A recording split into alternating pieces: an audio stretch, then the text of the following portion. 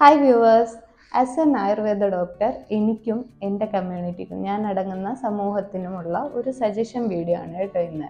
നമുക്കറിയാം, ഇന്ന് മാർക്കറ്റ് ചെയ്തുകൊണ്ടിരിക്കുന്ന അല്ലെങ്കിൽ കച്ചവടവൽക്കരിക്കപ്പെട്ടുകൊണ്ടിരിക്കുന്ന ഒരു വൈദ്യശാസ്ത്രമാണ് ആയുർവേദം എന്ന് പറയുന്നത്. ഏറ്റവും കൂടുതൽ മാർക്കറ്റിംഗ് കിട്ടുന്നത് ഈ ഒരു ആയുർവേദ എന്ന് പറയുന്ന ടേമിനാണ്. പ്രത്യേകിച്ച് ബ്യൂട്ടി അതുപോലെ തന്നെ ന്യൂട്രീഷൻ, ഈ രണ്ട് ഫീൽഡിലും ആയുർവേദം അല്ലെങ്കിൽ ആയുർവേദം റിലേറ്റഡ് ആയിട്ടുള്ള ഒരു കോട്ട് ഇതിന് വളരെ അധികം ജനപിന്തുണ കിട്ടുന്നുണ്ട് അല്ലേ. നമുക്കറിയാം, ആയുർവേദത്തെ ആളുകൾ ഇഷ്ടപ്പെടുന്നത് കൊണ്ടാണ് ഇത് സംഭവിക്കുന്നത്. പക്ഷെ നമ്മൾ ഉപയോഗിക്കുന്ന പല പ്രൊഡക്റ്റുകൾക്കും ഇത്തരം ടാഗ് ലൈൻ മാത്രമല്ലാതെ ഇതിന് പുറകിലോട്ട് നോക്കിയാൽ ആയുർവേദവുമായിട്ട് എന്തെങ്കിലും ബന്ധമുണ്ടോ എന്ന് ചിന്തിക്കേണ്ടിയിരിക്കുന്നു നമ്മൾ. കാരണം പലതും ആയുർവേദവുമായിട്ട് ഒരു ബന്ധവും തന്നെ ഇല്ലാത്തതാണ്. മാർക്കറ്റ് ചെയ്യാൻ വേണ്ടി മാത്രം ഈ ആയുർവേദത്തെ ഹൈലൈറ്റ് ചെയ്യുകയാണ് ചെയ്യുന്നത്. ആയുർവേദം എന്ന് പറയുന്നത് ഒരുപാട് പ്രത്യേകതകളുള്ള ഒരു ശാസ്ത്രമാണ്. നമ്മൾ ഒരു മെഡിസിൻ തന്നെ രണ്ട് രോഗികൾക്ക് ഒരുപോലെ കൊടുക്കാൻ നമുക്ക് സാധിക്കില്ല. കാരണം അവരുടെ ശരീരത്തെ ഫുള്ളായിട്ട് അസസ് ചെയ്തതിന് ശേഷം മാത്രമേ ഒരു വൈദ്യൻ ഒരു രോഗിക്ക് മെഡിസിൻ കൊടുക്കുന്നുള്ളൂ.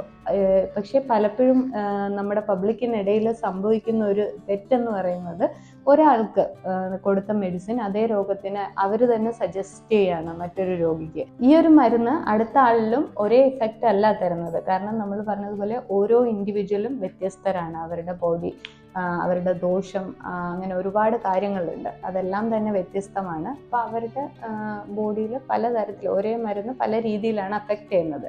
അപ്പം ആയുർവേദം കൈകാര്യം ചെയ്യുന്നത് അത്ര എളുപ്പമല്ല.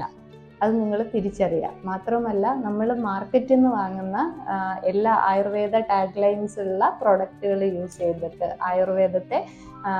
ആയുർവേദം എന്ന് പറയുന്ന ശാസ്ത്രത്തെ കുറ്റപ്പെടുത്തുന്ന ഒരു പ്രവണത നിങ്ങൾ ഒഴിവാക്കുക. കാരണം what ever the product you are using, നിങ്ങൾ ഏത് പ്രൊഡക്റ്റ് യൂസ് ചെയ്യുകയാണെങ്കിലും അതിൽ ആയുർവേദത്തിൻ്റെ ടാഗ് ലൈൻ ഉണ്ടെങ്കിൽ ഏതെങ്കിലും ഒരു ആയുർവേദ ഡോക്ടറെ നിങ്ങൾ സമീപിക്കുക. അല്ലെങ്കിൽ ഏതെങ്കിലും ഒരു ആയുർവേദ ഡോക്ടറുടെ അഡ്വൈസോട് കൂടി മാത്രം അത്തരം പ്രോഡക്ട്സുകൾ യൂസ് ചെയ്യാനായിട്ട് ശ്രദ്ധിക്കുക. അതുപോലെ തന്നെ പല ആയുർവേദ മരുന്നുകളും ചിലപ്പോൾ നമുക്ക് വീട്ടിൽ തന്നെ പ്രിപ്പയർ ചെയ്ത് ഉപയോഗിക്കാൻ പറ്റുന്നതായിരിക്കാം. ആ ഒരു കാരണം വെച്ച് നമ്മളിത് സ്ഥിരമായിട്ട് ഉപയോഗിക്കുന്ന ഒരു പ്രവണതയും കണ്ടുവരാറുണ്ട്. ഇതും വളരെ തെറ്റായ ഒരു രീതിയാണ്. കാരണം നമ്മളൊരു മെഡിസിൻ എടുക്കണമെങ്കിൽ അതിന് പ്രോപ്പറായിട്ടുള്ള ഒരു കാരണം വേണം അല്ലേ. അപ്പോൾ ഏതെങ്കിലും ഒരു രോഗത്തിന് മാത്രം നിങ്ങൾ മെഡിസിൻ എടുക്കാനായിട്ട് ശ്രദ്ധിക്കുക. അപ്പോൾ അതൊരു ഡോക്ടർക്കേ സജസ്റ്റ് ചെയ്യാൻ പറ്റുള്ളൂ, ഏത് കണ്ടീഷന് എങ്ങനെ എവിടെ എപ്പോൾ ഉപയോഗിക്കണം എന്നുള്ളത്. അപ്പം നമുക്കിത് പ്രിപ്പയർ ചെയ്യാൻ പറ്റുമല്ലോ എന്നോർത്ത് ഈ അനാവശ്യമായിട്ട് ഇത്തരം മരുന്നുകളും എന്ത് പ്രൊഡക്റ്റ് ആയിരുന്നാലും, ഈവൻ ബ്യൂട്ടി പ്രൊഡക്ട്സ് പോലും ഒരു പരിധിക്കപ്പുറം നമ്മൾ യൂസ് ചെയ്യുമ്പോൾ നമ്മുടെ ബോഡിക്ക് അത് ഹാം ഇഫക്റ്റ് ആണ് ഉണ്ടാക്കുന്നത്, അല്ലെങ്കിൽ നമ്മുടെ ബോഡിക്ക് അത് മോശമായിട്ട് ബാധിക്കും.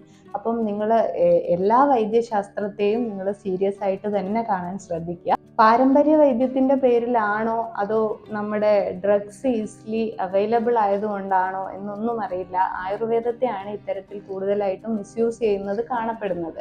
അതുകൊണ്ട് തന്നെ ഇനി നിങ്ങൾ അങ്ങനെ ആരും ചെയ്യാതിരിക്കുക.